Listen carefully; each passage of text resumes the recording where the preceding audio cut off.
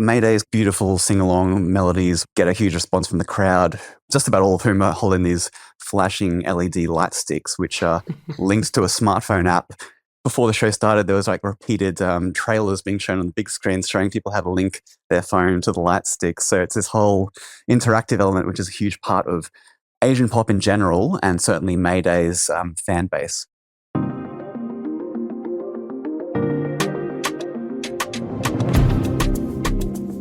From The Australian, this is the weekend edition of The Front. I'm Claire Harvey. If you staged a gig at Sydney's 40,000-seat Accor Stadium, could you get a full house?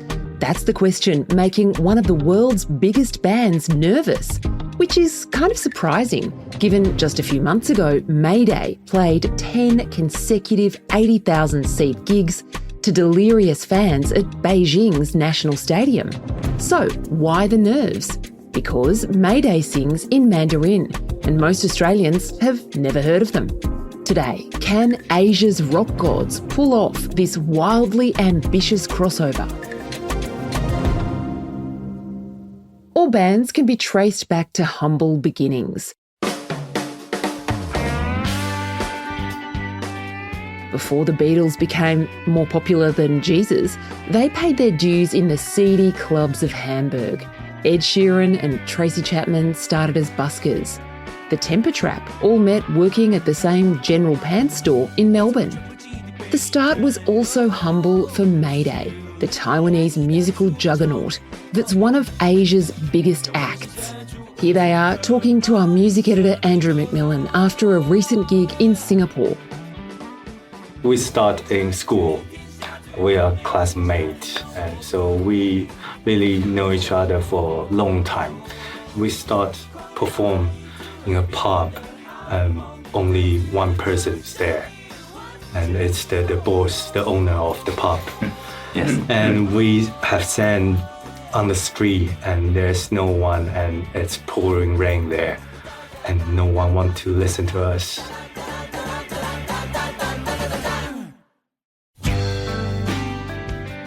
Despite starting out singing to no one in the pouring rain, Mayday aimed high when it came to their ambition as a band. Like, really high. Here's guitarist Stone, also known as Shi Chin-hung. We always want to achieve the achievement of Beatles. Well, in terms of longevity, they've outdone their idols. The Beatles lasted less than a decade.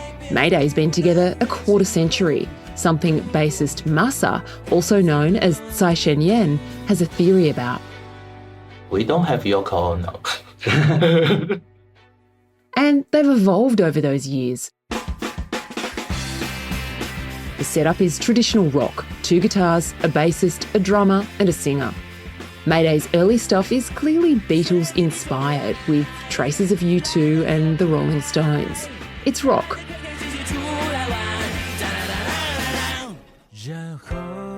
Now, Mayday's producing melodic, even syrupy pop.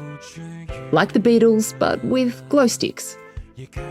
They are superstars really throughout Asia, throughout the whole continent. They started in Taiwan, they moved over to mainland China to find a huge audience there, and they're very well known throughout all of the Southeast Asian countries, I would say. So while most Australians have almost certainly never heard of them, they are the equivalent of someone like U2 or Coldplay within that part of the world.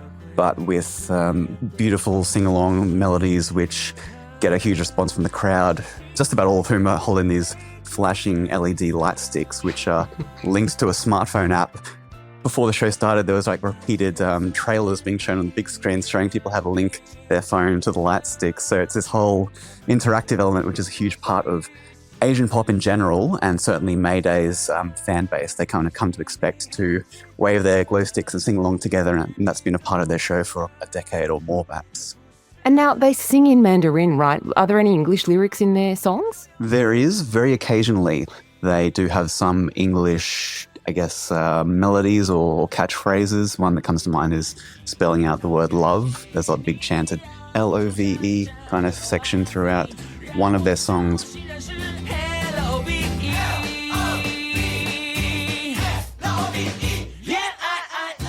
But by and large, they are entirely Mandarin, and they obviously have a huge audience within that part of the world. So the fact that they're coming to Australia and trying to pick up some English-speaking fans who may be interested in their music is a part of what interested me in wanting to report this story.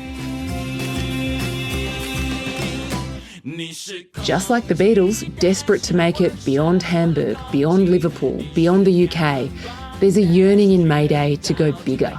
It's this giant leap Mayday will be attempting on February 22 when they headline Sydney's Accor Stadium.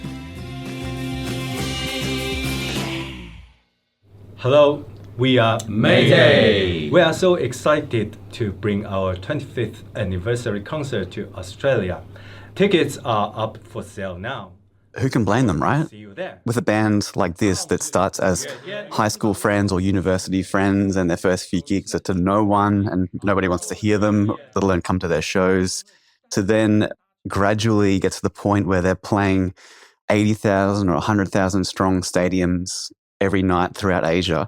Why wouldn't they want to be able to do the same thing in the likes of Australia or the US or throughout Europe? Once you've conquered Asia, don't you want the rest of the world?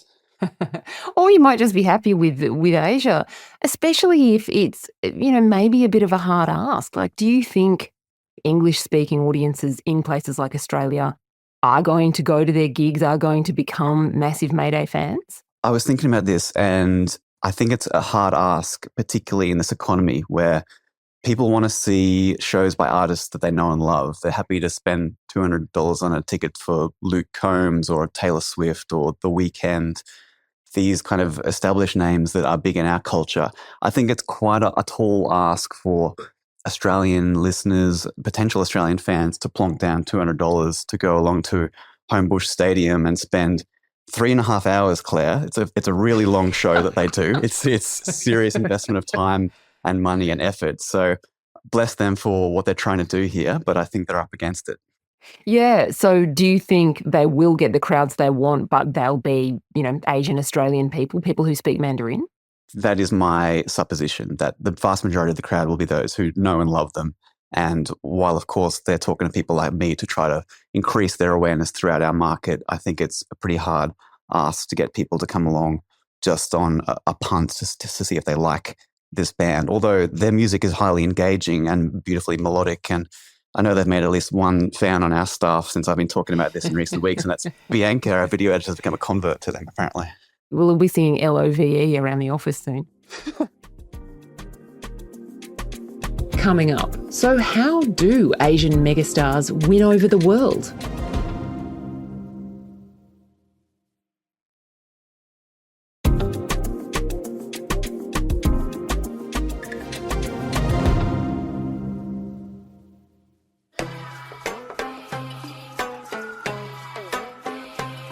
Any Australian under the age of 25 will have heard of Blackpink or BTS, both Korean pop acts who are absolutely massive throughout both the Asian and English-speaking worlds. They have well and truly crossed over in a way Mayday is dreaming of.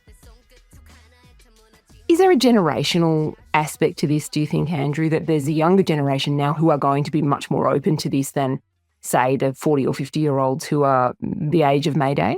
Yes, and I believe a big factor in that appeal to younger audiences is through social media platforms, particularly TikTok. I know that Live Nation released a study last year about the Asian pop market among Australian listeners and potential fans, and all of those people reported that they hear much more non-English speaking music than they did 5 years ago, and that's purely through the algorithms on things like TikTok feeding them things that they might not have otherwise come across. So that willingness to take a punt, I suppose, is a bit easier when it's your phone in your hand and you're being served an algorithm that's showing you things that you mightn't come across. That's a bit different to, putting down $200 for a concert ticket, right? But it sounds like $200 for a Mayday gig would be worth the investment, if Andrew's experience in Singapore is any guide. That was one of the most extraordinary and spectacular gigs I've ever seen, for several reasons. One of which is that this show by Mayday has the longest stage I've ever seen in my life. It's about 90 meters long.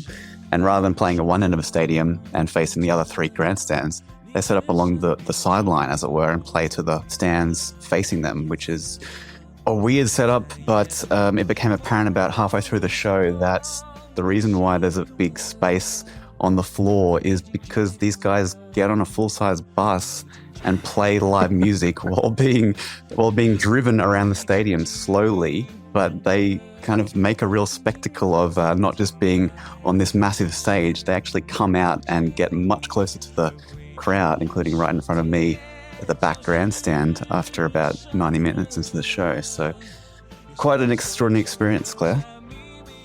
We'll give Mayday's guitarist Stone the last word. Give Mayday a chance if you only speak English, and just come to our concert. And you will know in the music there's no language boundary, and we could all sing the same language. It's called music.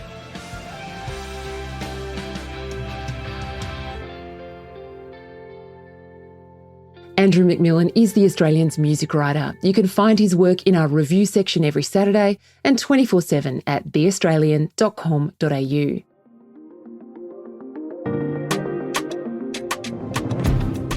Thanks for joining us this week on The Front. Our team is Jasper Leake, who wrote our music and produced and edited this episode, plus Kristen Amiot, Tiffany Dimack, Leah Tamaglu, Joshua Burton, Stephanie Coombs, and me, Claire Harvey.